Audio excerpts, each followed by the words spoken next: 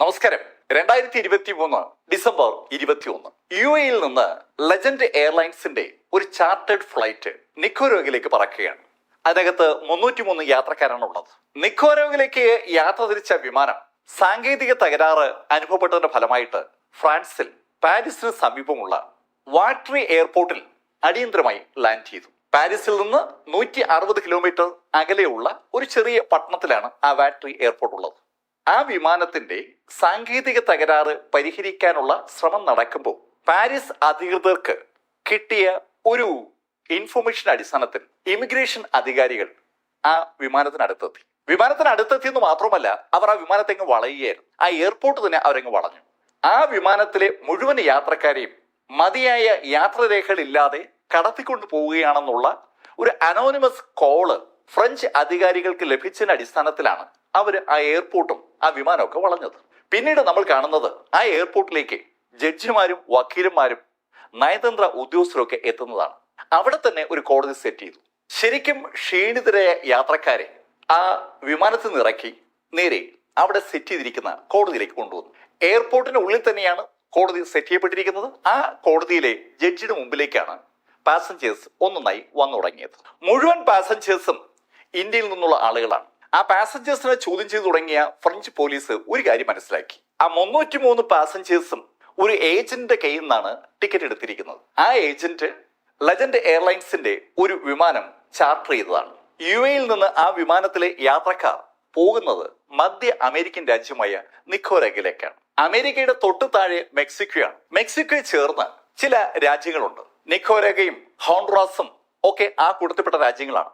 ആ രാജ്യങ്ങളെയാണ് മധ്യ അമേരിക്കൻ രാജ്യങ്ങൾ എന്ന് വിളിക്കുക. അവയുടെ താഴെയാണ് സൗത്ത് അമേരിക്കയിലെ ബ്രസീലും അർജന്റീന ഉൾപ്പെടെയുള്ള മറ്റു രാജ്യങ്ങൾ വരുന്നത്.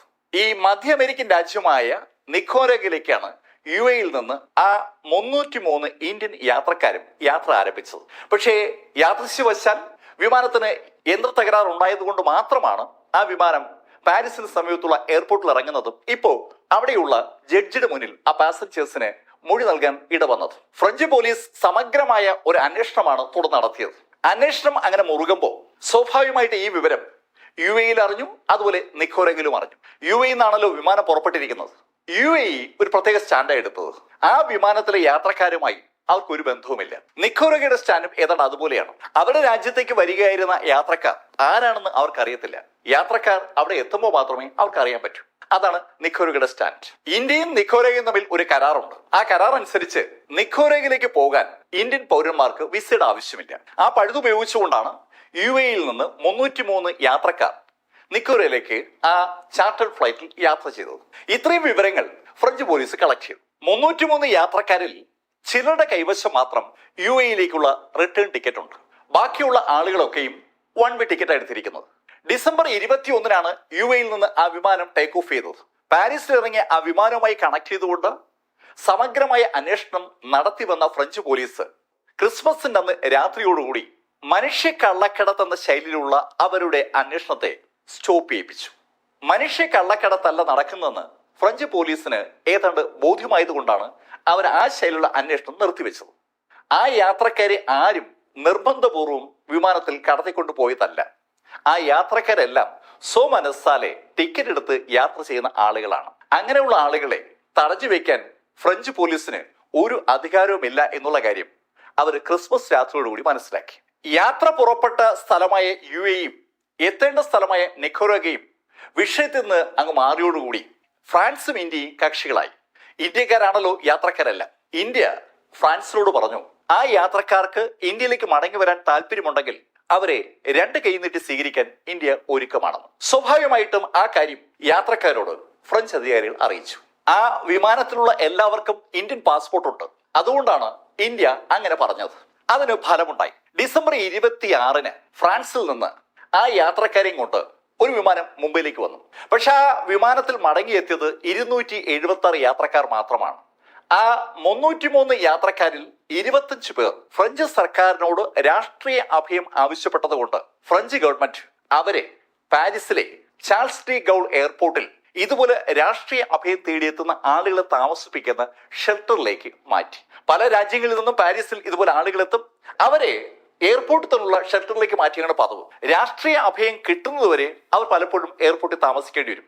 എയർപോർട്ടിലെ ഷെൽട്ടറിൽ താമസിക്കുന്ന പലരും വർഷങ്ങളോളം ആ ഷെൽട്ടറിൽ ആയി പോവുകയും ചെയ്യും. എന്തായാലും 25 പേർ ഷെൽട്ടറിലേക്ക് മടങ്ങി. 2 പേരെ പോലീസ് അറസ്റ്റ് ചെയ്തു. കാരണം അവരുടെ കൈവശം ഇന്ത്യൻ പാസ്പോർട്ട് മാത്രമല്ല ഉണ്ടായിരുന്നത്, മറ്റ് അനവധി രാജ്യങ്ങളുടെ പാസ്പോർട്ട് അവരുടെ കയ്യിലുണ്ടായിരുന്നു. അങ്ങനെയാണ് അവർ അറസ്റ്റിലാകുന്നത്. സത്യത്തിൽ ഇവിടെ എന്താണ് സംഭവിച്ചത്? ആ 303 യാത്രക്കാരും ആരാണ്? ആ 303 യാത്രക്കാരും എന്തിനാണ് നിക്കോരാഗ്വയിലേക്ക് യാത്ര ചെയ്തത്? നിക്കോരാഗ്വയിൽ അവർക്ക് എന്താണ് ചെയ്യാനുണ്ടായിരുന്നത്? ആ അന്വേഷണമാണ് ഇന്നത്തെ വീഡിയോ. എം ലൈഫിൽ നിന്ന് ഈ കഥ നിങ്ങളോട് അവതരിപ്പിക്കുന്നത് BS ചന്ദ്രമോഹൻ. ഈ 303 യാത്രക്കാരും നിയമവിരുദ്ധമായ മാർഗത്തിലൂടെ അനധികൃതമായി ഇല്ലീഗലായി US കുടിയേറാൻ ശ്രമിക്കുന്ന ആളുകളായിരുന്നു. US കാനഡയിലേക്കോ അനധികൃതമായി കുടിയേറുക എന്നുള്ളതാണ് അവരുടെ ലക്ഷ്യം. അതിന് അവരുപയോഗിക്കുന്ന റൂട്ടിനെ പൊതുവെ വിളിക്കുക ഡോങ്കി റൂട്ട് എന്നാണ്. കഴുതകൾ മാത്രം സഞ്ചരിക്കുന്ന വഴി എന്നൊക്കെയാണ് കളിയാക്കി വിളിക്കുക. എന്തായാലും ആ കഴുതകൾ സഞ്ചരിക്കുന്ന വഴിയിലൂടെ സഞ്ചരിക്കുന്ന അനവധി ആളുകളുണ്ട്. ആ കൂട്ടത്തിൽപ്പെട്ട 303 പേരെയാണ് നമ്മളിപ്പോൾ പരിചയപ്പെട്ടത്.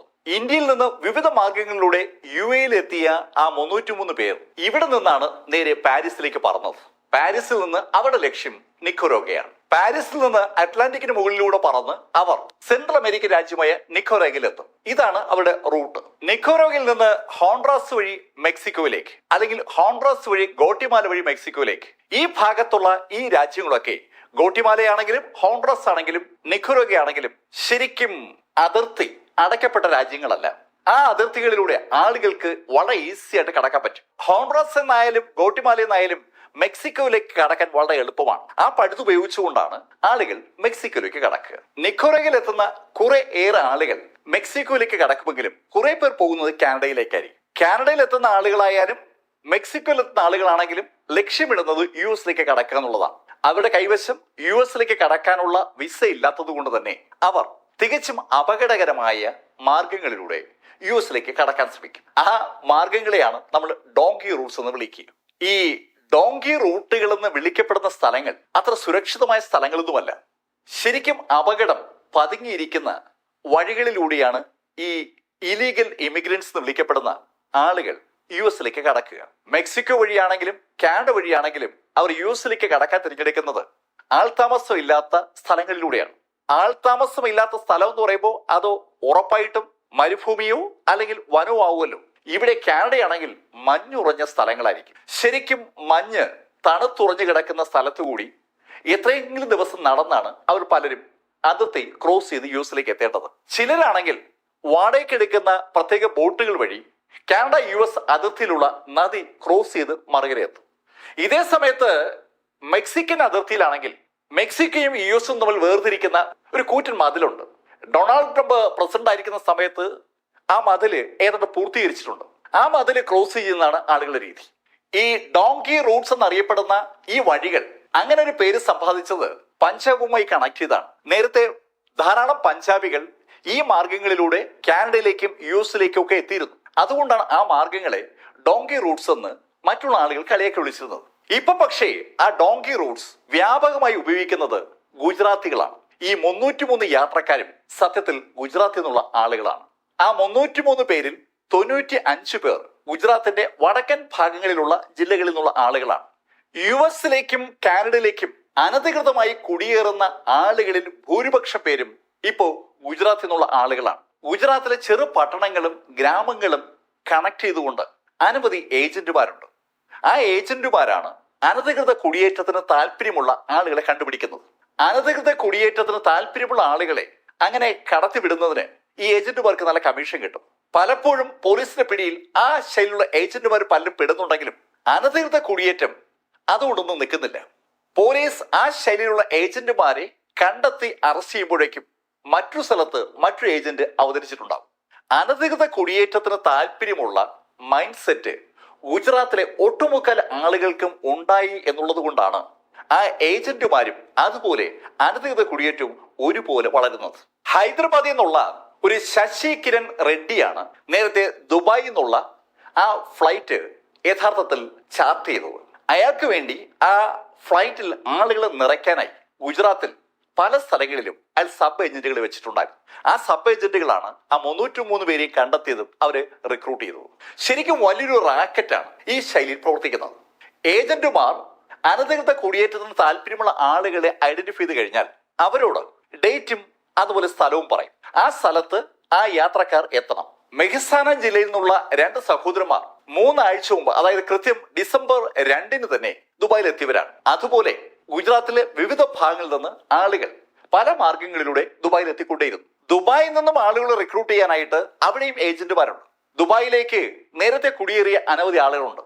അവിടെ പലതരത്തിലുള്ള ജോലി ചെയ്യുന്ന ആളുകളുണ്ട്. അത്തരത്തിലുള്ള ഗുജറാത്തികളെയും ഈ റിക്രൂട്ട്മെന്റ് ടീം കണ്ടെത്തുകയും അവരെയും അനധികൃതമായി US കടക്കാൻ അനുവദിക്കാമെന്ന് അല്ലെങ്കിൽ സഹായിക്കാമെന്ന് പറഞ്ഞ് കൂടെ കൂട്ടുകയായിരുന്നു. മെഹ്സാന ജില്ലയിൽ നിന്ന് ആ സഹോദരന്മാർ ദുബായിലേക്ക് വരാനുള്ള കാരണം തന്നെ അവർക്ക് ചുറ്റുമുള്ള ആളുകളാണ്. കഴിഞ്ഞ 2-3 കൊല്ലങ്ങളായി മെഹ്സാന ജില്ലയിൽ നിന്ന് മാത്രം 100-ലധികം ആളുകളാണ് അനധികൃതമായി US കുടിയേറിയത്. സ്വാഭാവികമായിട്ടും അതൊരു വാർത്തയായി മാറും. US അനധികൃതമായി കുടിയേറാൻ പറ്റുമെന്നുള്ള ആ ധാരണ ഉറയ്ക്കുന്നതോടുകൂടി ആളുകൾ ഏജന്റുമാരുടെ വലയിൽ വീഴും. മെഹ്സാന ജില്ലയിൽ നിന്ന് മാത്രമല്ല, തൊട്ട് അടുത്തുള്ള ഗാന്ധിനഗർ ജില്ലയിൽ നിന്നും വർഷം തോറും ഏറ്റവും കുറഞ്ഞത് 100 പേരെങ്കിലും അനധികൃതമായി US കുടിയേറുന്നുണ്ട്. മെഹ്സാനയിലും ഗാന്ധിനഗറിലെയും പോലെ അടുത്തുള്ള അനവധി ജില്ലകളിൽ നിന്ന് ആളുകൾ ഇങ്ങനെ കുടിയേറുകയാണ്. അതൊരു ട്രെൻഡാണ് ഗുജറാത്തിൽ.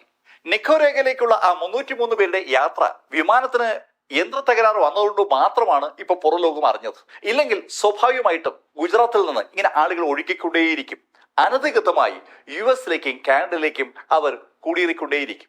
ഗുജറാത്തിലെ മിക്കവാറുമുള്ള പഞ്ചായത്ത് അധികാരികൾക്കും നടക്കുന്ന കാര്യത്തെക്കുറിച്ച് വ്യക്തമായ ധാരണയുണ്ട്. ലോക്കൽ അധികാരികളുടെ സമ്മതത്തോടെയും അറിവോടും കൂടി തന്നെയാണ് ഈ അനധികൃത കുടിയേറ്റം നടക്കുന്നത്. എന്തുകൊണ്ട് അനധികൃത കുടിയേറ്റത്തിന് ആളുകൾ റെഡിയാകുന്നു എന്നുള്ള ചോദ്യം പത്രക്കാർ ചോദിച്ചു തുടങ്ങുമ്പോഴാണ് ചില കഥകളൊക്കെ പുറത്തു വരുന്നത്. സ്വാഭാവികമായിട്ടും ബെറ്റർ ഓപ്പർച്യൂണിറ്റി അത് ഒരു ആകർഷണ വിഷയമാണ്.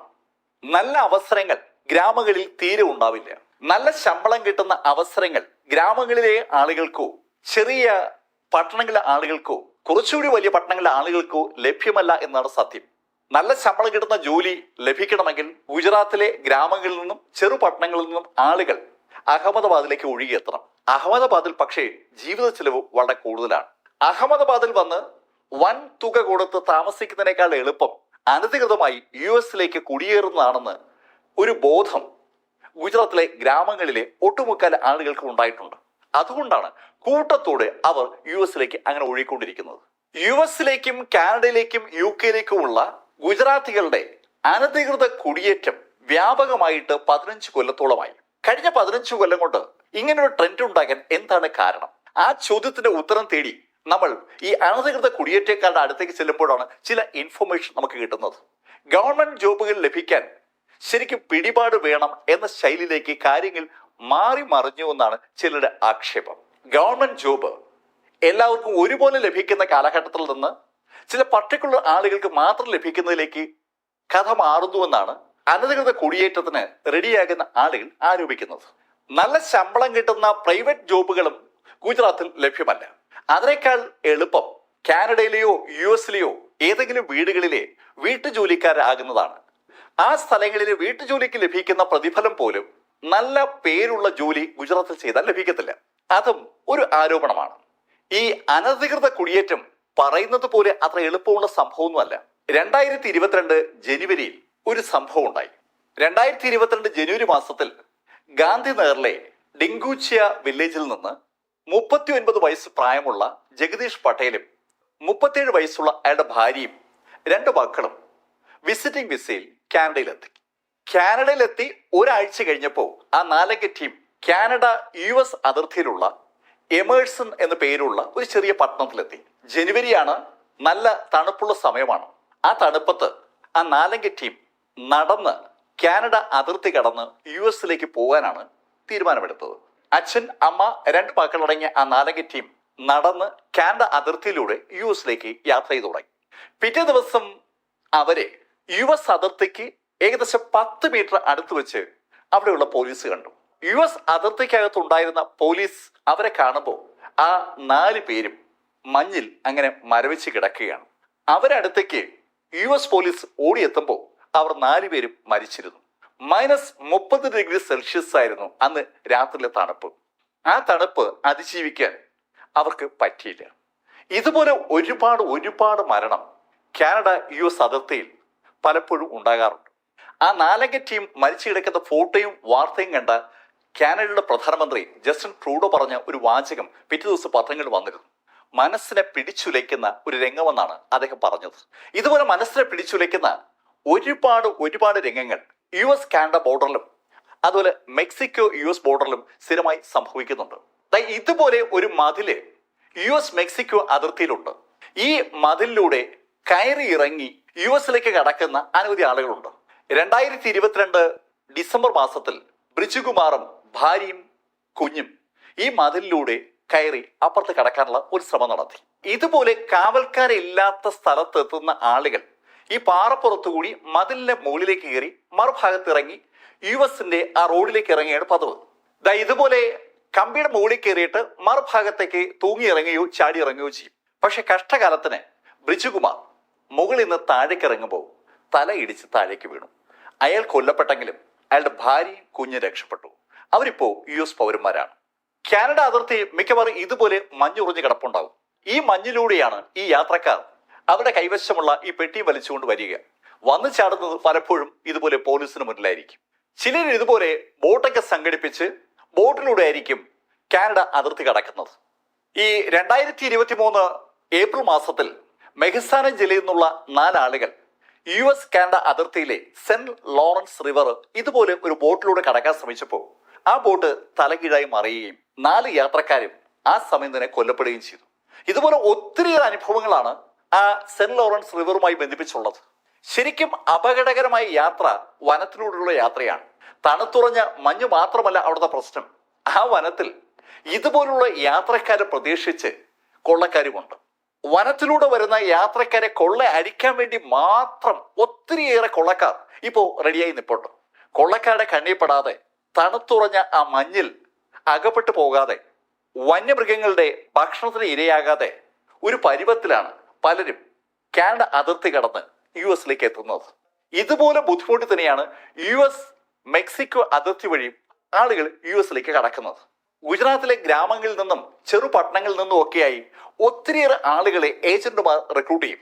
ആ ഏജന്റുമാരെ ഇതുപോലെ വിവിധ ഫ്ലൈറ്റുകളിൽ നിക്കോരഗയിൽ കൊണ്ടിറക്കി അവിടെ നിന്ന് അവര് മെക്സിക്കോയിലേക്കോ കാനഡയിലേക്കോ ഒക്കെ എത്തിക്കുകയാണ് അവരുടെ പതിവ്. എന്നാൽ ചില ബിരുദന്മാരുണ്ട്, പണമൊക്കെ വാങ്ങിച്ച ആളുകളെ ഏതെങ്കിലും ഒരു രാജ്യത്ത് കൊണ്ടിറക്കിയിട്ട് പിന്നെ അവിടെ നിന്ന് മുങ്ങും. അങ്ങനെ ഒരു സംഭവവും ഈ കഴിഞ്ഞ മാസം റിപ്പോർട്ട് ചെയ്തിരുന്നു. വലിയ മോഹങ്ങളുമായി ഉള്ളതെല്ലാം വിറ്റ് പിറക്കി പണവുമായി ആ ദമ്പതിമാർ ഗാന്ധിനഗറിൽ നിന്ന് അനവധി രാജ്യങ്ങൾ വഴി തായ്ലൻഡിൽ എത്തിയതാണ്. തായ്ലൻഡിൽ നിന്ന് അവരെ ഫ്രാൻസ് വഴി കാനഡയിൽ എത്തിക്കാമെന്നാണ് ഏജന്റ് അവരോട് പറഞ്ഞിരുന്നത്. ഏജന്റ് അവർക്ക് ആവശ്യമായ ടിക്കറ്റിന്റെ പൈസയും ഏജന്റിന്റെ ചാർജും ഒക്കെ വാങ്ങിച്ചിട്ട് പോയതാണ്. പിന്നെ ഏകദേശം 2 ആഴ്ച ഏജന്റിന് വേണ്ടി കാത്തിരുന്ന അവർ ഏജന്റ് അവരെ പറ്റിച്ചു എന്ന് മനസ്സിലായപ്പോൾ ഇപ്പോ ഗുജറാത്തിലേക്ക് മടങ്ങി വന്നിട്ടുണ്ട്. സമാന സ്വഭാവത്തിൽ ആളുകളെ പറ്റിക്കുന്ന ഏജന്റുമാരും ഇഷ്ടം പോലെ ഗുജറാത്തിലുണ്ട്. ഏജന്റുമാരാൽ പറ്റിക്കപ്പെട്ട ആ ദമ്പതികളുടെ കഥ അറിഞ്ഞാലും തൊട്ടടുത്ത വീട്ടുകാരൻ പിന്നെയും US പോകാനുള്ള അനധികൃത കുടിയേറ്റത്തിനുള്ള അവസരം ലഭിച്ചാൽ ഉറപ്പായും ചാടിയിറങ്ങും. അത്രയും വലിയ ഒരു ആഗ്രഹം അവരുടെ മനസ്സിലേക്ക് ഉണ്ടാകാൻ എന്താണ് കാരണം? അതൊരു വല്ലാത്ത ചോദ്യമാണ്. ഇന്ത്യയിലെ മറ്റ് സ്റ്റേറ്റുകളിലെ ആളുകൾ പറയുന്നത് പോലെ കൂടുതൽ മെച്ചപ്പെട്ട അവസരം, അതാണ് ആളുകളെ കൂടുതൽ മോഹിപ്പിക്കുന്നതെന്ന് ഒറ്റ നോട്ടത്തിൽ നമുക്ക് തോന്നാമെങ്കിലും കൂടുതൽ ആഴങ്ങളിലേക്ക് ഇറങ്ങി ആളുകളോട് ചോദ്യം ചോദിക്കപ്പോഴാണ് രസകരമായ ഒരു ഉത്തരം നമുക്ക് ലഭിക്കുന്നത്. പലരും നാട് വിടുന്നതിന്റെ പിന്നിൽ ഒരു കാര്യം കൂടിയുണ്ട്, ഭയം. അവർക്ക് ഇന്ത്യയിൽ ജീവിക്കാൻ ഭയമാണെന്നാണ് അവര് ചോദ്യം ചെയ്ത പോലീസുകാരോടും പത്രക്കാരോടും അവർ പറഞ്ഞ വാചകം. US കാനഡയിലേക്കും എന്തിന് ഇത്ര ധൃതിപ്പെട്ട് ഇത്ര ഡേഞ്ചറസ് ആയ മാർഗങ്ങളിലൂടെ നിങ്ങൾ വരുന്നു എന്നുള്ള പത്രക്കാരുടെ ചോദ്യത്തിന് ആളുകൾ പറഞ്ഞ മറുപടിയാണ് ഭയന്നിട്ടാണ് അവർ ഇന്ത്യ വിട്ടതെന്ന്. ഇന്ത്യയിൽ താമസിക്കാൻ അവർക്ക് ഭയമാണ്. ഒരു വല്ലാത്ത ഉത്തരമാണ് അവർ പറഞ്ഞിരിക്കുന്നത്. ആ ഉത്തരം പറഞ്ഞ ആളുകൾ അനധികൃത കുടിയേറ്റത്തിന് റെഡിയാകുന്നതിന് വേറെയും ചില കാരണങ്ങളുണ്ട്. ആ കാരണങ്ങളിൽ ഒന്ന്, കാലങ്ങൾക്ക് മുമ്പ് അനധികൃതമായും അധികൃതമായിട്ടും US കാനഡയിലേക്ക് കുടിയേറിയ ആളുകൾ ഇടയ്ക്ക് വർഷത്തിലൊരിക്കലോ 2 വർഷത്തിലൊരിക്കലോ ഒക്കെ ഗുജറാത്തിൽ അവരുടെ ബന്ധുവീടുകൾ കാണാൻ വരും. അവർ വരുമ്പോൾ അവർക്ക് ലഭിക്കുന്ന രാജകീയ സ്വീകരണവും അവരുടെ ആഡംബര ജീവിതമൊക്കെ സ്വാഭാവികമായിട്ടും മറ്റുള്ള ആളുകളുടെ ശ്രദ്ധയപ്പെടും. അവർക്ക് പറ്റുമെങ്കിൽ നമുക്ക് എന്തുകൊണ്ട് പറ്റൂല? അങ്ങനെ ചോദ്യം അവരുടെ മനസ്സിൽ ഉദിക്കാൻ പിന്നെ അധികം സമയമൊന്നും വേണ്ടി വരില്ല. കിട്ടുന്ന എന്തും വിറ്റുപറക്കി അറിയാവുന്നതും അറിഞ്ഞുകൂടാത്തതുമായ ഏജന്റുമാരെ തേടിപ്പിടിച്ച് അവരും അനധികൃതമായി US കുടിയേറാൻ അടുത്ത നിമിഷം മുതൽ ശ്രമം തുടങ്ങും. ഈ അനധികൃത കുടിയേറ്റം നടക്കുന്ന രാജ്യങ്ങളൊക്കെയും മിക്കവാറും ഭാഷ ഇംഗ്ലീഷാണ്. ഇംഗ്ലീഷ് ഭാഷയിലുള്ള പരിജ്ഞാനം ആ രാജ്യങ്ങളിൽ ചെന്നാൽ ജീവിക്കാൻ മസ്റ്റാണ്. അത് കാനഡയാണെങ്കിലും UK ആണെങ്കിലും US ആണെങ്കിലും ഓസ്ട്രേലിയ ആണെങ്കിലും അങ്ങനെയാണ്. ഈ രാജ്യങ്ങളിൽ ചെല്ലുമ്പോൾ ഇംഗ്ലീഷ് ഭാഷ അവർക്ക് അറിയാമെന്ന് അവർ പ്രൂവ് ചെയ്യേണ്ടി വരും. അതിന് അനവധി ടെസ്റ്റുകളുണ്ട്. നമുക്കറിയാം, ഒരുപാട് ലാംഗ്വേജ് ടെസ്റ്റിംഗ് സംവിധാനങ്ങളുണ്ട്. ഈ ലാംഗ്വേജ് ടെസ്റ്റ് സംവിധാനങ്ങളിലെ സർട്ടിഫിക്കറ്റ് ഉണ്ടെങ്കിൽ മാത്രമേ US ഓസ്ട്രേലിയക്കായാലും കാനഡയാണെങ്കിലും UK ആണെങ്കിലും അവർക്ക് ചെന്ന് പറ്റാൻ പറ്റൂ. ആ സർട്ടിഫിക്കറ്റ് പോലും വ്യാജമായി നിർമ്മിച്ചു കൊടുക്കുന്ന ഏജന്റുമാർ പോലും ഇപ്പോൾ നിലവിലുണ്ട്. ഓസ്ട്രേലിയയിൽ അറസ്റ്റിലായ ചില ആളുകളുടെ കേസുകൾ അങ്ങനെയാണ് റിപ്പോർട്ട് ചെയ്യപ്പെട്ടത്. അവരോട് ഇംഗ്ലീഷിൽ എമിഗ്രേഷൻ ഉദ്യോഗസ്ഥന്മാർ ചോദിച്ച ചോദ്യം എന്താണെന്ന് പോലും മനസ്സിലാക്കാനുള്ള പരിജ്ഞാനം പോലും ഉണ്ടായിരുന്നില്ല. അവരുടെ കയ്യിൽ പക്ഷേ ഇംഗ്ലീഷ് ഭാഷ നന്നായി കൈകാര്യം ചെയ്യുമെന്ന് ബോധ്യപ്പെടുത്തക്ക സർട്ടിഫിക്കറ്റ് ഉണ്ട്. വ്യാജമായി നിർമ്മിച്ച സർട്ടിഫിക്കറ്റുകളാണ് അവരുടെ കൈവശമിരിക്കുന്നത്. US 2 അതിരുകളിലും ആളുകൾ എത്തും. US മെക്സിക്കോ അതിർത്തിയിലെത്തിയാൽ മതിലാണ്. മതിൽ ചാടിക്കടന്ന് US കടക്കണം. കാനഡ അതിർത്തിയിലാണെങ്കിൽ വനമാണ്, അല്ലെങ്കിൽ മഞ്ഞുറഞ്ഞ സ്ഥലങ്ങളാണ്, അല്ലെങ്കിൽ തടാകമാണ്, അല്ലെങ്കിൽ പുഴയാണ്. ഇവയൊക്കെ എങ്ങനെയെങ്കിലും ക്രോസ് ചെയ്ത് ഇവർ US കടക്കും. 2 ഭാഗത്തും അവരെ കാത്ത് മിക്കവാറും പോലീസ് ഉണ്ടാവും. പോലീസ് അവരെ പൊക്കുമ്പോൾ സ്വാഭാവികമായിട്ടും അവർ അകത്തുമാവും. കഴിഞ്ഞ വർഷം 2022 സെപ്റ്റംബർ മുതൽ 2023 സെപ്റ്റംബർ വരെയുള്ള കാലഘട്ടത്തിൽ പോലീസ് മെക്സിക്കൻ അതിർത്തിയിൽ നിന്നും കാനഡ അതിർത്തിയിൽ നിന്നുമായി അറസ്റ്റ് ചെയ്ത ഇന്ത്യക്കാരുടെ എണ്ണം കേട്ടാൽ നിങ്ങൾ ചിലപ്പോൾ ഞെട്ടും. 96,337 ആളുകളെയാണ് പോലീസ് അറസ്റ്റ് ചെയ്തത്. അനധികൃത കുടിയേറ്റത്തിന് ശ്രമിച്ച ഇന്ത്യക്കാരായ 96,337 ആളുകളെ ഒരു കൊല്ലം കൊണ്ട് അറസ്റ്റ് ചെയ്തു എന്നാണ്. ഇതിൽ 41,770 പേരും മെക്സിക്കൻ അതിർത്തി വെച്ചാണ് അറസ്റ്റ് ചെയ്യപ്പെട്ടത്. ശ്രദ്ധിക്കുക, മെക്സിക്കൻ അതിർത്തിയിൽ വെച്ചും കാനഡ അതിർത്തിയിൽ വെച്ചും അറസ്റ്റ് ചെയ്യപ്പെട്ട ആളുകളുടെ എണ്ണം ഇങ്ങനെയാണെങ്കിലും അറസ്റ്റ് ചെയ്യപ്പെടാതെ അനധികൃതമായി US കടക്കുന്ന ഒത്തിരിയേറെ ആളുകളുണ്ട്. കഴിഞ്ഞ 4-5 കൊല്ലം കൊണ്ട് അനധികൃതമായി US കുടിയേറിയ ഇന്ത്യക്കാരുടെ എണ്ണം 7,70,500 നമുക്കറിയാം, അധികൃതമായി കൃത്യമായി വിസയിലൂടെ ഇതുപോലെ ആളുകൾ US കടക്കുന്നുണ്ട്. US കടക്കാനുള്ള ആളുകളുടെ ആഗ്രഹം കൂടിക്കൊണ്ടിരിക്കുകയാണ്. ഇന്ത്യക്കാർ മാത്രമല്ല US കുടിയേറാൻ ശ്രമിക്കുന്നത്, മറ്റു രാജ്യങ്ങളിൽ ശ്രമിക്കുന്നുണ്ട്. ഇപ്പോ ഇന്ത്യക്കാർ അനധികൃത കുടിയേറ്റത്തിൽ US 3-ാം സ്ഥാനത്താണ്. 1-ാം സ്ഥാനത്ത് എത്താൻ വേണ്ടി നമ്മൾ കാര്യമായി പരിശ്രമിച്ചുകൊണ്ടിരിക്കുകയാണ്. ആ പരിശ്രമത്തിൽ ഏറ്റവും മുന്നിൽ നിൽക്കുന്നത് ഇന്ത്യയിലെ ഗുജറാത്ത് എന്ന സംസ്ഥാനമാണ്. ആകെ അനധികൃത കുടിയേറ്റത്തിന്റെ 50% ഇപ്പോൾ ഗുജറാത്തിൽ നിന്നാണ്. 2-ാം സ്ഥാനത്ത് പഞ്ചാബാണ്. നമ്മൾ കേരളീയർ അനധികൃത കുടിയേറ്റം അധികം അങ്ങോട്ട് എൻജോയ് ചെയ്യുന്നവരല്ല. നമ്മൾ ഔദ്യോഗികമായിട്ട് വിസ സമ്പാദിച്ച് കുടിയേറാൻ താല്പര്യം കാണിക്കുന്നവരാണ്. എന്നാലും മലയാളികളും അനധികൃതമായി കുടിയേറാനായി ബോധപൂർവം ശ്രമിക്കുന്നുണ്ട്. ഒളിച്ചോടുകയാണ് ഇന്ത്യക്കാർ. ഇന്ത്യയിൽ നിന്ന് കൂടുതൽ മെച്ചപ്പെട്ട അവസരങ്ങൾ ലഭിക്കുന്ന സ്ഥലങ്ങളിലേക്ക്, കൂടുതൽ മെച്ചപ്പെട്ട സാഹചര്യങ്ങളുള്ള സ്ഥലങ്ങളിലേക്ക്, അതിനോടൊപ്പം ഭയക്കാതെ ജീവിക്കാൻ പറ്റുന്ന സ്ഥലങ്ങളിലേക്ക് എന്നുകൂടി ആളുകൾ പറയുമ്പോൾ അത് അധികാരികൾ ശ്രദ്ധിക്കേണ്ട ഒരു വിഷയമാണ്. ഗുജറാത്തിൽ നിന്ന് ഒളിച്ചോടുന്ന ഭൂരിപക്ഷം പേര് പറഞ്ഞ ആ വാചകം അത് ശ്രദ്ധേയമായ വാചകമാണ്. ഞങ്ങൾക്ക് ഗുജറാത്തിൽ ജീവിക്കാൻ ഭയമാണ്. അന്വേഷിക്കേണ്ട ഒരു വിഷയമാണത്. ആ വിഷയം പറയാൻ വേണ്ടി കൂടിയാണ് ഞാൻ ഈ കഥ നിങ്ങളുടെ മുന്നിൽ അവതരിപ്പിച്ചത്. ഗുജറാത്തിൽ നിന്ന് ഒളിച്ചോടുന്ന ആളുകളുടെ കഥ നിങ്ങളോട് പറഞ്ഞത് ലൈഫിൽ നിന്ന് BS ചന്ദ്രമോഹൻ. കമന്റുകൾ ചെയ്യണം. Thank you.